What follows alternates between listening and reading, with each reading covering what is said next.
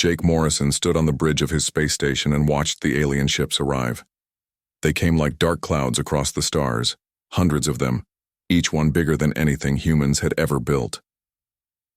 The communication screen flickered to life, showing a creature with 4 arms and cold blue eyes. "I am Commander Zex of the Zephyrian Collective," the alien said. Its voice was flat and emotionless. "Your species has 30 days to leave this star system. Earth will be harvested for its resources. Any humans who remain will be killed." Jake felt his blood turn cold. Behind him, his crew members gasped and whispered in fear. He had been preparing for this moment his whole life, but nothing could have made it easier. "This is our home," Jake said, trying to keep his voice steady. "We will not leave without a fight." The alien tilted its head. "Your weapons are toys compared to ours. Your ships are slow and weak. You have no choice but to obey." The screen went dark. Around Earth, more alien ships appeared every hour. Their weapons could destroy entire cities in seconds. Jake knew the alien was right. Humanity could not win this fight. Captain Lisa Harper received the emergency call while her ship was docked at Luna Station. She had been loading supplies for a routine mission to Mars, but now everything had changed. Her communication device buzzed with urgent messages from Earth Command. "All ships are ordered to begin immediate evacuation procedures," the message said. "This is not a drill. Repeat, this is not a drill." Lisa ran to her bridge and called her crew. "Drop everything," she told them. "We need to strip out every weapon and piece of military equipment. Fill every space with civilian refugees." Her chief engineer, Roy Martinez, looked confused. "Captain, that will leave us defenseless." "We are already defenseless," Lisa said. "Our only job now is to save as many people as possible." Across the solar system, every human ship began the same desperate work. Military vessels removed their weapons to make room for more people. Cargo ships dumped their loads to pack in families. Even small personal spacecraft took on as many passengers as they could hold. Dr. Kate Williams worked in her laboratory on Earth, gathering the most important samples she could carry. She grabbed vials of human DNA, seeds from Earth plants, and digital copies of human history and culture. If humanity was going to survive somewhere else, they would need these things. "To rebuild, Doctor, we have to go now," her assistant said. "The transport ships are leaving in 1 hour." Kate looked around her lab one last time. She had spent 20 years here, studying human genetics and working to make people healthier. Now all of that work meant nothing. She picked up her bags and ran for the door. In the cities below, panic filled the streets. Families grabbed what they could carry and rushed to the evacuation points. Children cried as they left their toys behind. Adults wept as they abandoned homes their families had lived in for generations. Commander Ben Taylor watched from his ship as transport after transport lifted off from Earth. The planet that had been home to humans for thousands of years was being emptied in just a few weeks. Each ship carried hundreds of scared, angry people who did not understand why this was happening to them. "How many more loads?" Ben asked his navigator. 16 more transports are still loading," came the reply. "But sir, the aliens are getting impatient. They have started moving closer to Earth." Ben looked at the radar screen. The alien ships were forming a tight circle around the planet. Soon they would start shooting at any human ship that tried to leave. Jake Morrison made the hardest decision of his life. "Send the signal," he told his communications officer. "Tell all remaining ships to launch immediately, whether they are full or not." The last wave of human ships lifted off just as the alien weapons began to fire. 3 transports were destroyed before they could escape Earth's atmosphere. Jake watched the explosions and felt sick. Those ships had carried over 1,000 people each. Lisa Harper's ship, now renamed the New Hope, led a convoy of civilian vessels toward the edge of the solar system. Behind them, the alien fleet moved toward Earth like hungry wolves. Lisa knew they would never see their home planet again. "Where are we going, Captain?" asked her co-pilot, Danny Walsh. "As far away as we can get," Lisa said. "The outer rim has unexplored systems. Maybe we can find a place to hide and rebuild." As the human fleet jumped to light speed, Jake Morrison took one last look at Earth through his telescope. The planet was already changing. The aliens had begun their mining operations, cutting deep scars into the surface. The blue and green world that had given birth to humanity was being turned into a gray, lifeless rock. But Jake felt something burning in his chest that the aliens had not expected. It was not just anger or sadness. It was determination. Humans had survived ice ages, plagues, and wars. They had crawled out of caves and reached for the stars. This would not be the end of their story. The human ships disappeared into the darkness between the stars, carrying with them the hopes and dreams of an entire species. They were no longer the masters of their home system, but they were still alive. And as long as they lived, they would find a way to grow stronger. The aliens thought they had won. They had no idea what humans could become when they had nothing left to lose. 200 years had passed since humans left Earth. The Zephyrian collective had forgotten about them completely. In their records, humans were just another dead species, like the hundreds of others they had wiped out. But humans had not died. They had hidden. General Sam Brooks stood in the command center of New Geneva, the secret capital of humanity's new empire. The planet was hidden in a star system that the aliens could not detect. Strange energy fields around the planet made it invisible to their scanning equipment. "Status report," Sam said to his officers. "All colonies are operating normally," replied Colonel Amy Stone. The Tau Ceti base has completed its third expansion. The Vega mining operation is ahead of schedule, and the research stations are reporting breakthrough discoveries every month. Sam nodded. Humanity had built 27 hidden colonies across 12 star systems. Each one was completely invisible to alien detection. They had learned to be ghosts in the galaxy. Dr. Amanda Foster worked in the deepest laboratories beneath New Geneva's mountains. She had spent her entire life studying human genetics, trying to unlock the secrets hidden in human DNA. What she had found amazed even her. "The test results are incredible," she told her team. "The enhancement process is working better than we hoped." Her assistant, Dr. Carl Davis, looked at the data on his screen. "These subjects are 3 times stronger than normal humans. Their reflexes are 10 times faster. And their brains are processing information at superhuman speeds." Amanda smiled. "That is just the beginning. Watch this." She showed him a video of their latest test subject, a volunteer named Captain John Ellis. In the video, John moved so fast he was almost a blur. He solved complex math problems in seconds. He could see patterns that normal humans would miss completely. "How is this possible?" Carl asked.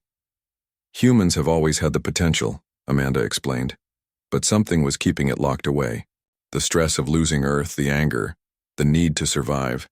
It awakened something that was sleeping in our genes." In another part of the facility, engineer Rachel Stone was building humanity's new weapons. These were not like the crude missiles and lasers they had used before. These new weapons used principles of physics that the aliens did not understand. "The quantum tunneling effect is stable," she reported to her team. "Our new ships can phase in and out of normal space. Enemy weapons will pass right through them." Her partner, Dr. Nina Rodriguez, was excited. "And the dimensional engines are ready for testing. Our ships will be able to travel through folded space. We can move across the galaxy in hours instead of years." Captain John Ellis led the first generation of enhanced humans. He stood in the training room with 19 other volunteers who had undergone the same genetic improvements. They moved. Like dancers, each one perfectly aware of where the others were at all times. "Begin combat simulation," the computer announced. Robot enemies appeared from all sides, firing laser weapons and launching missiles. The enhanced humans moved together like they were parts of the same machine. They dodged attacks that would have been impossible for normal people to avoid. They struck back with precision that no computer could match. In 30 seconds, all the robot enemies were destroyed. The enhanced humans had not even been breathing hard. "Incredible," said Dr. Foster, watching from the observation deck. "They are not just stronger and faster. They think differently. They see connections that normal minds cannot see." Professor Carl Davis had discovered something even more amazing. "The enhanced humans can share thoughts," he told Amanda. "Not just words, but complete ideas and memories. They are becoming something like a group mind. Amanda was fascinated. Show me. Carl brought in 2 enhanced soldiers, Sergeant Tim Brown and Corporal Lisa King. He asked them to solve a complex puzzle, while standing in separate rooms. Begin, he said. Both soldiers started working on different parts of the puzzle at the same time. Even though they could not see each other, they worked together perfectly.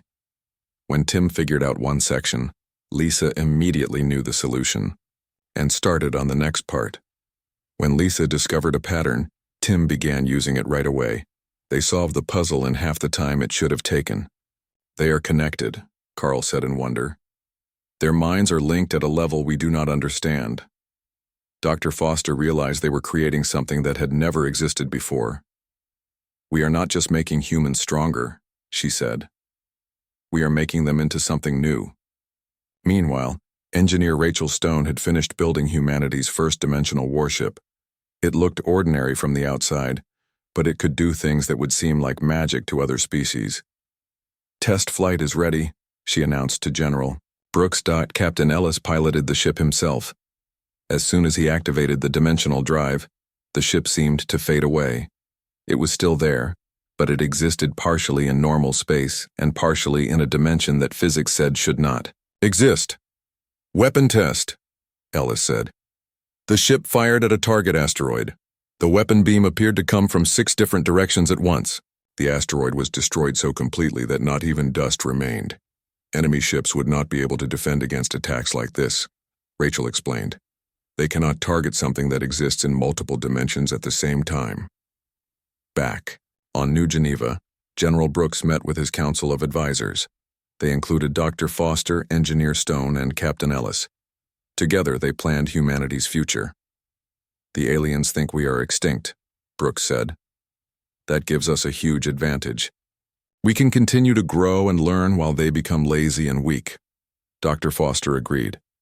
Our enhanced humans are already superior to any alien species we know about. In another century, we will be beyond anything they can imagine. Engineer Stone had been working on new projects.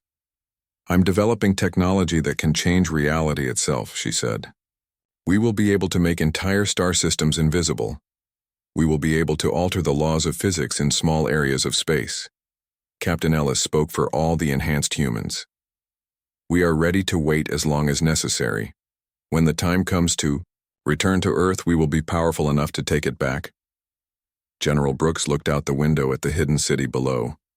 Millions of humans lived there now, all of them working toward the same goal. They had schools where children learned about Earth and promised to remember their home. They had factories that built ships and weapons beyond alien understanding. They had laboratories where scientists pushed the boundaries of what was possible. The aliens had scattered humanity across the galaxy, thinking they had won. But they had made a terrible mistake. They had given humans time to grow, space to hide, and a reason to become stronger than anyone had ever been before. The silence would not last forever, and when it ended, humanity would return more powerful than the aliens could possibly imagine.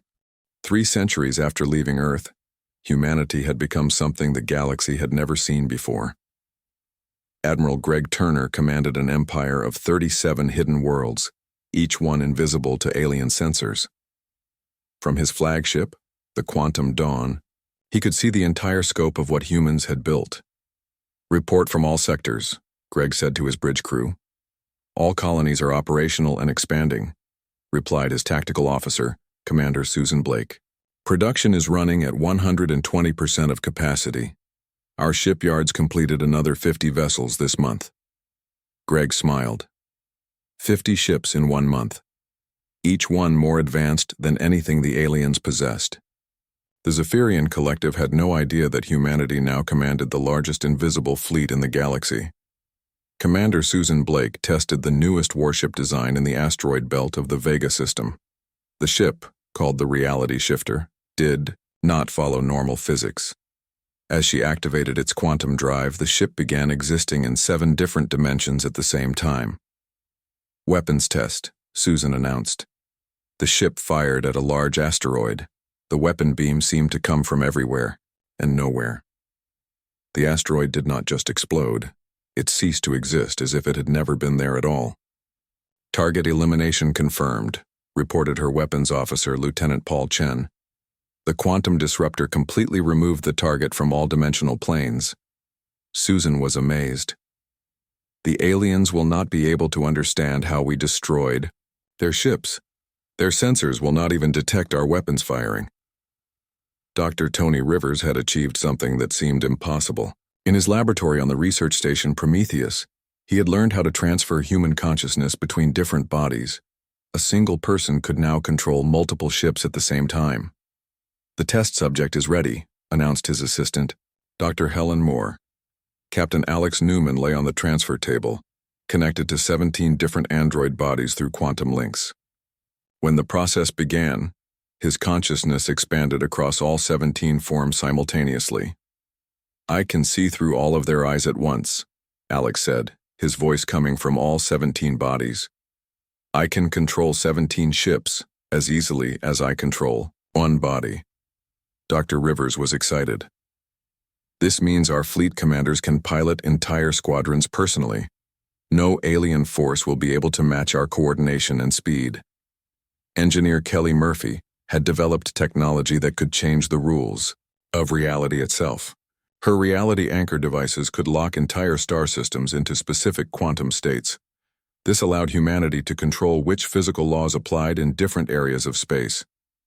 "Test activation of the reality anchor network," Kelly announced.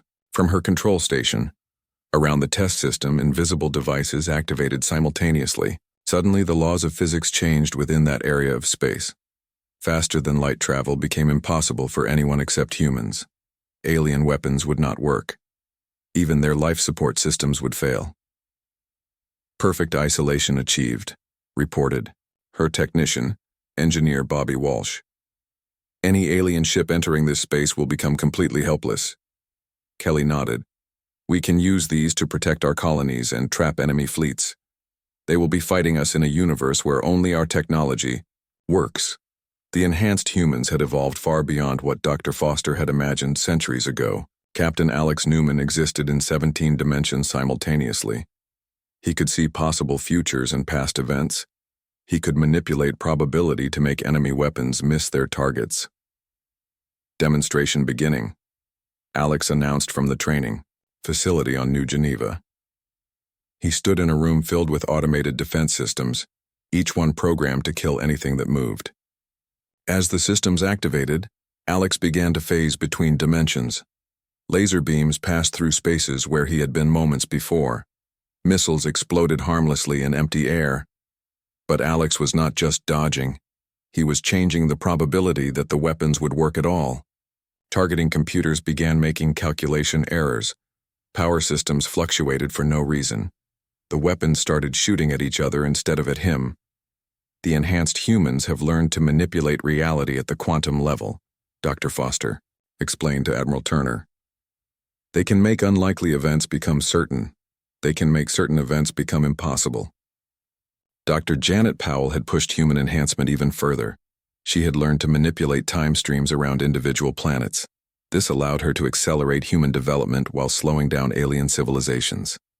"Time dilation field is stable," she announced from her research station orbiting Proxima Centauri. "The colony below is experiencing time at a rate of 10 to 1 compared to normal space. This meant that 1 year in normal space equaled 10 years on the colony. Humans could develop new technology and train new soldiers much faster than anyone else in the galaxy. The aliens age and die while we grow stronger," Janet explained. "Their empires move at normal speed while ours advances at incredible rates." Admiral Turner convened his war council in the deep chambers beneath New Geneva. The council included all of humanity's greatest minds: Dr. Foster, Engineer Murphy, Dr. Rivers, and the enhanced human commanders. "Status of alien forces," Turner asked. Commander Blake had been monitoring alien communications for decades. "The Zephyrian Collective has expanded to control 60 star systems," she reported. "But their technology has not improved at all. They have become lazy and overconfident," Dr. Foster added her analysis. "Their species are still limited by normal physics. They cannot enhance themselves the way we have. They do not even know that enhancement is possible. Engineer Murphy had been studying alien weaknesses. Their ships are large and powerful, but they are predictable. They follow standard tactics. They have no defense against quantum attacks or dimensional manipulation.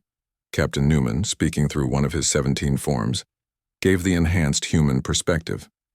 We have tested their patrols at the edge of their territory. Their reflexes are slow.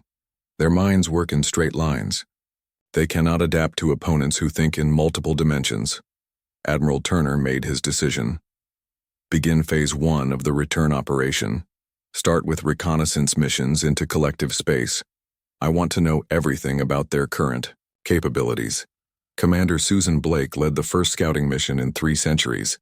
Her ship, the Phantom Drift, used its dimensional drive to materialize in the heart of Zephyrian space. The aliens could not detect it at all. Recording all communications and ship movements, reported her intelligence officer, Lieutenant Danny Brooks. Their fleet positions, patrol schedules, and command protocols. Susan watched the alien ships moving through space like slow, clumsy giants. They have no idea we are here, she said. We could destroy their entire fleet before they knew they were under attack. Back on New Geneva, Dr. Rivers had perfected the consciousness network. Enhanced humans could now share thoughts and memories across light years of distance instantaneously. A human on one side of the galaxy could see through the eyes of someone on the other side. The network is complete, Rivers announced. All enhanced humans are now connected. We have become a single mind distributed across 37 worlds. Admiral Turner tested the network himself. Suddenly he could see through the eyes of scouts in alien territory, soldiers training on distant worlds, and engineers working in hidden shipyards. He could access the memories and knowledge of thousands of enhanced humans simultaneously. We are no longer individuals, Turner realized. We have become something entirely new. A collective intelligence that spans the galaxy. Engineer Murphy activated her reality anchors around Earth for the first time in 3 centuries.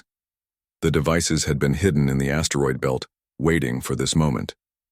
As they powered up, they locked Earth's entire star system into a quantum state that only humanity could access. Earth is now in our dimensional space, Murphy announced. The aliens cannot see it anymore. It exists in a reality layer that only we can reach. The stage was set. Humanity had spent 3 centuries transforming from scattered refugees into something that transcended physical limitations. They had become masters of dimensions that other species could not even perceive. They could manipulate time, reality, and probability itself. The Zephyrian collective still controlled Earth, still believed they ruled the galaxy. They had no idea that their former victims had become something far beyond their understanding.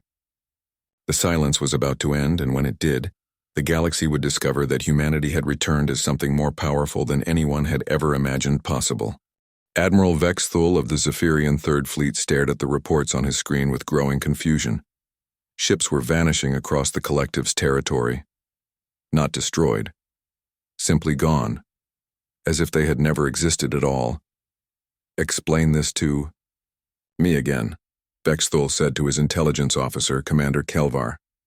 17 mining vessels, 8 patrol ships, and 3 supply convoys have disappeared in the past month, Kelvar reported.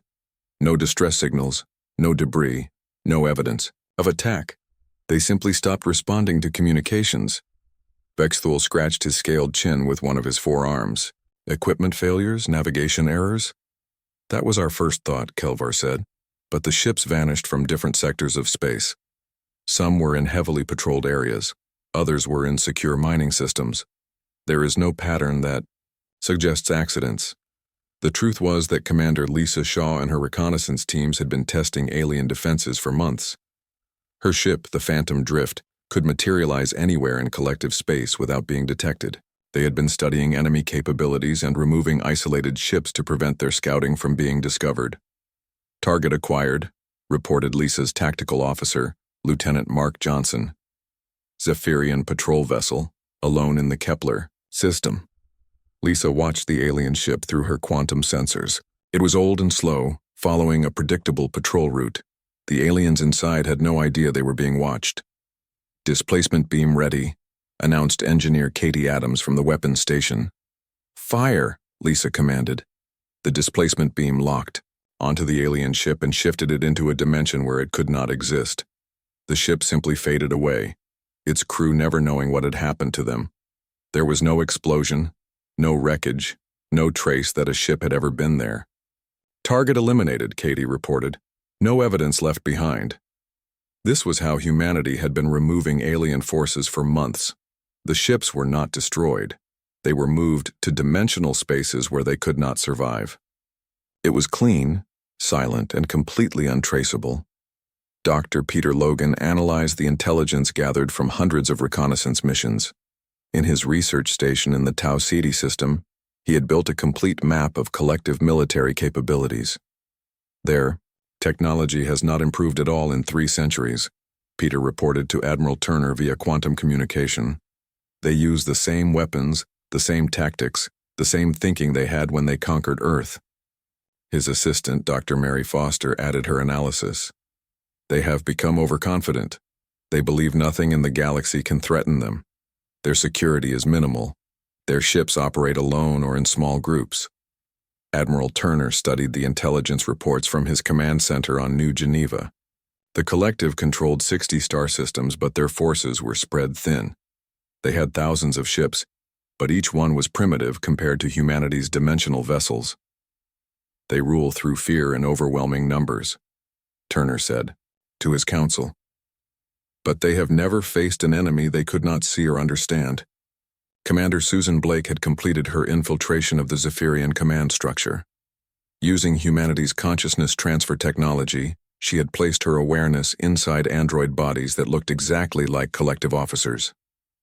I am attending their military planning sessions, Susan reported through the quantum network. They are discussing expansion into new systems. They have no idea that humans still exist. Her android duplicate sat in the war room of Admiral Vexthul's flagship, listening to alien commanders debate strategy. They spoke casually about destroying primitive civilizations and harvesting resources from dead worlds. They mentioned Earth as an example of their successful conquests. The human homeworld provided excellent materials, one commander said. We should look for similar planets in unexplored regions. Susan felt anger burning through the quantum link shared by all enhanced humans. Every human in the hidden empire could feel her rage at hearing their world discussed like a mining site. Captain Kevin Moore had been chosen to deliver humanity's message to the galaxy. He was one of the most advanced enhanced humans, capable of existing in multiple dimensions simultaneously, while maintaining perfect control over his emotions. Transmission systems are ready, reported his communications officer, Lieutenant Sarah Davis. We can broadcast to every collective world at the same time. Kevin stood on the bridge of his ship, which existed partially in normal space and partially in 17 other dimensions. Around him, reality bent and shifted as he prepared to reveal humanity's survival to the galaxy. Begin transmission, Kevin commanded. Across 60 star systems, every collective communication device suddenly activated. Televisions turned on by themselves. Military radios crackled to life. Computer screens displayed the same message everywhere at once. The image showed Kevin standing in what appeared to be empty space, but enhanced humans could see the dimensional distortions around him that proved his advanced nature. I am Captain Kevin Moore of the Human Dimensional Fleet, he said, his voice reaching every alien world simultaneously. 3 centuries ago, you believed you had destroyed our species. You were wrong. On the Zephyrian flagship, Admiral Vexthul stared at his screen in shock. Humans are extinct, he said. We harvested their world completely, but the message continued. We did not die. We learned. We grew. We evolved. And now we have returned to reclaim what was stolen from us. Behind Kevin, space seemed to ripple and bend. Suddenly, massive ships became visible as they materialized from dimensions the aliens could not perceive. Hundreds of them, each one larger and more advanced than anything in the collective fleet. Impossible, whispered Commander Kelvar. Our sensors show nothing. These images must be fake. Kevin smiled, and when he did, Reality around him shifted visibly. Your sensors cannot detect us because we exist beyond your understanding.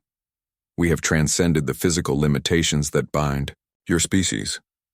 On worlds across the collective, alien civilians panicked as they watched ships appear and disappear in their skies.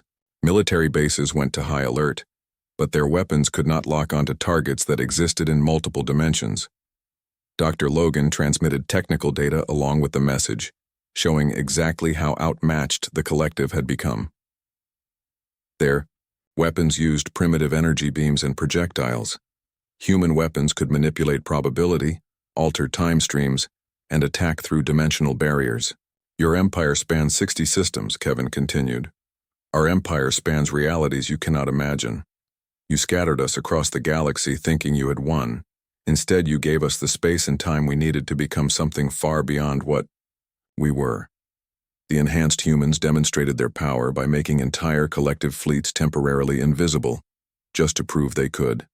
Ships vanished from radar and visual sensors, then reappeared exactly where they had been. The aliens were helpless to prevent it. We could destroy every ship in your fleet right now, Kevin said. We could make your worlds disappear entirely. But we are not the savage primitives you remember. We have evolved beyond the need for mindless destruction. Admiral Vexthul tried to open a communication channel to respond, but found that humans were controlling his own equipment. His weapon systems shut down. His engines stopped working. His life support flickered. You have one choice, Kevin announced. Surrender Earth and withdraw from human space, or face consequences beyond your ability to comprehend. You have 24 hours to decide. The transmission ended, leaving the collective in chaos. Across 60 worlds, alien leaders argued about how to respond to this impossible situation. Some wanted to fight. Others demanded immediate retreat. Commander Susan Blake, still disguised as a collective officer, watched the panic in Admiral Vexthul's war room. The aliens were terrified because they could not understand what they were facing. Sir, one officer reported, our sensor sweeps of the transmission origin point show nothing. No ships, no energy signatures, no gravitational disturbances. It is as if the humans were broadcasting from nowhere. Vexthul realized they were facing something completely outside their experience. Send word to High Command, he ordered. Tell them we need every available ship in the fleet, and tell them. He paused, struggling with the words. Tell them the humans have become something we cannot fight with conventional weapons. Kevin Moore and the human fleet waited in dimensional space around Earth, invisible to alien sensors, but ready to act. They had given the collective 24 hours to make their choice. Whether the aliens chose surrender or war, humanity was ready to reclaim their homeworld and show the galaxy that they had returned more powerful than anyone could have imagined. The Zephyrian High Command made their decision in 18 hours. They would not surrender Earth. Admiral Vexthul received the order to gather every available ship and destroy the human threat before it could spread. All fleets are to converge on the Sol system, High Command transmitted. Bring overwhelming force. Show these primitive humans that the collective cannot be challenged. Vexthul assembled the largest fleet in collective history. 3,000 warships from across 60 star systems moved toward Earth. Each ship carried enough firepower to level entire planets. The aliens believed that massive numbers would overcome whatever tricks the humans had learned. But Admiral Greg Turner was watching their every move from his flagship in dimensional space. Through the enhanced human network, he could see through the eyes of infiltrators on every alien ship. He knew their battle plans before their own officers did. Enemy fleet composition confirmed, reported Commander Susan Blake. 3,000 ships approaching in standard formation. They are following predictable tactical doctrine. Turner smiled grimly. They still think this is a conventional war. They have no idea what they are about to face. Captain Stephen Hughes commanded the human dimensional fleet. His consciousness was linked to 47 ships simultaneously, controlling each one as if it were part of his own body. Around Earth, invisible to alien sensors, the human fleet prepared for battle. All ships report ready, Stephen announced. Dimensional drive stable, reality anchors charged. Probability manipulation systems online. The enhanced humans had evolved far beyond anything the aliens could comprehend. They could exist in multiple realities at once, manipulate the laws of physics, and think at speeds that made alien computers seem slow. Dr. Helen Carter activated the reality anchor network around Earth's moon. Massive devices hidden in the asteroid belt for centuries suddenly powered up, creating a quantum field that locked the entire solar system into a dimensional state that only humans could fully access. Reality anchor field active, Helen reported. The Sol system is now operating under modified physical laws. Alien technology will function at 30% efficiency. Human technology will operate at 200% efficiency. As the collective fleet entered the solar system, their ships began to experience mysterious problems. Weapon systems flickered, engines ran irregularly, life support struggled to maintain proper atmosphere. The aliens did not understand that they were fighting in a universe where the rules favored their enemies. Commander Lisa Shaw led the first attack wave. Her ship and 20 others materialized directly inside the collective formation, appearing from dimensions the aliens could not perceive. They fired quantum disruptor beams that attacked targets from multiple directions simultaneously. First strike successful, Lisa reported. 40 enemy ships eliminated. No damage to our forces. The alien weapons fired back, but their energy beams passed harmlessly through human ships that existed partially in other dimensions. It was like trying to shoot ghosts with traditional bullets. Admiral Vex Thule watched in horror as his ships exploded around him. "How are they doing this?" he demanded of his tactical officer. "Our sensors show nothing. Our weapons hit nothing. But our ships are being destroyed." His science officer, Commander Kelvar, studied the impossible readings on his instruments. "Sir, the energy signatures suggest weapons that fire through folded space.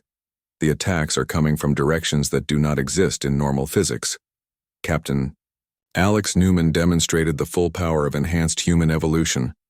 His consciousness split across 17 different ship bodies, each one attacking from a different dimension simultaneously.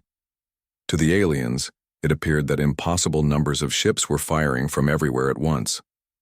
Targets eliminated, Alex reported as another squadron of alien vessels simply ceased to exist. No resistance encountered. The aliens tried to retreat, but found that humanity's interdiction fields had sealed all escape routes. Their faster-than-light drives would not engage. They were trapped in a system where the laws of physics worked against them. Dr. Janet Powell activated her time manipulation technology. Around specific alien ships, time began to move differently. Some enemy vessels found themselves frozen in temporal loops, unable to move or fire. Others experienced accelerated time, aging years and seconds until their systems failed. "Temporal distortion fields are stable," Janet announced. "Enemy forces are experiencing localized time effects. Their coordination is completely disrupted." Engineer Kelly Murphy used her probability manipulation devices to ensure that alien weapons malfunctioned at crucial moments. Targeting computers calculated wrong coordinates. Missiles exploded prematurely. Even the simplest systems began failing for no apparent reason. "Probability field active," Kelly reported. "Enemy accuracy has dropped to near zero. Their weapons are more likely to damage their own ships than ours." The battle that the aliens expected to last for days was over in 73 hours. 3,000 collective warships had been reduced to scattered debris or captured intact. Not a single human ship had taken damage. Admiral Vex Thule's flagship was the last vessel still operational, its crew frozen in temporal stasis while human-enhanced beings boarded it. Captain Kevin Moore materialized on the alien bridge, stepping through dimensional barriers as if they were curtains. "The war is over," Kevin told the terrified alien commander. "Your fleet is destroyed. Your empire is defenseless." Vex Thule stared at the human who seemed to flicker between multiple versions of himself. "What have you become?" he whispered. "We became what we needed to become," Kevin replied. "You forced us to evolve beyond physical limitations. You gave us 3 centuries to transcend the boundaries that confine other species." Through the quantum communication network, Admiral Turner addressed the entire collective from Earth orbit. His message reached every alien world simultaneously, transmitted through technologies that bypassed all their defensive systems. The Zephyrian Collective is finished as a galactic power, Turner announced. Your fleets are destroyed. Your weapons are useless against us. Your empire exists only because we allow it. On alien worlds across 60 star systems, panicked populations watched human ships materialize in their skies. The vessels appeared and disappeared at will, demonstrating power that seemed like magic to species bound by conventional physics. Dr. Helen Carter began the restoration of Earth using humanity's reality-shaping technology. The planet that had been stripped and scarred by alien mining operations started healing itself. Oceans returned to their proper blue color. Continents regained their green vegetation. The atmosphere cleared. Planetary restoration is proceeding, ahead of schedule, Helen reported. Earth will be fully healed within 6 months. But Admiral Turner's terms for the collective were not about revenge. Humanity had evolved beyond the need for simple destruction. They offered the aliens something unprecedented, a chance to join a new kind of galactic civilization. You have 2 choices, Turner told the alien leaders. Become part of a galaxy where consciousness itself is the ultimate technology, or remain trapped in your primitive understanding while the universe moves beyond you. Some alien species chose to join humanity's new order. They submitted to genetic enhancement programs that would help them evolve beyond their physical limitations. Others chose isolation, withdrawing to distant systems where they could live by the old rules. Commander Susan Blake oversaw the integration process for willing alien populations.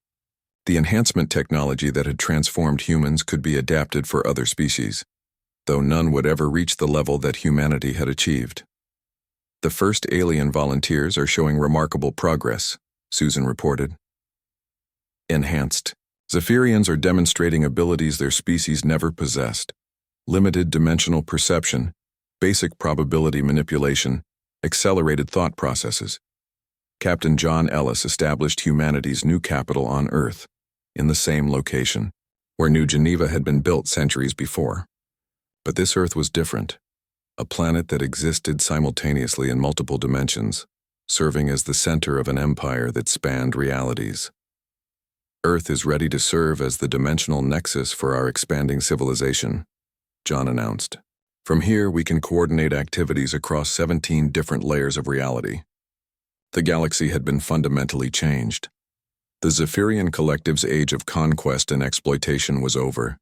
In its place rose a new form of civilization, where consciousness and evolution were the primary sources of power. Enhanced humans, like Dr. Foster, who had begun the genetic research centuries ago, now existed as distributed intelligences that could manifest in multiple locations simultaneously. They served as guides for other species learning to transcend their physical limitations. We have become gardeners of consciousness, Foster explained to newly enhanced aliens. Our role is to help other species evolve beyond the boundaries that once confined us all. Admiral Turner stood on the observation deck of his flagship, looking down at the restored Earth. The blue and green world that had given birth to humanity was now the center of something unprecedented. A galactic civilization, based on the unlimited potential of evolved consciousness.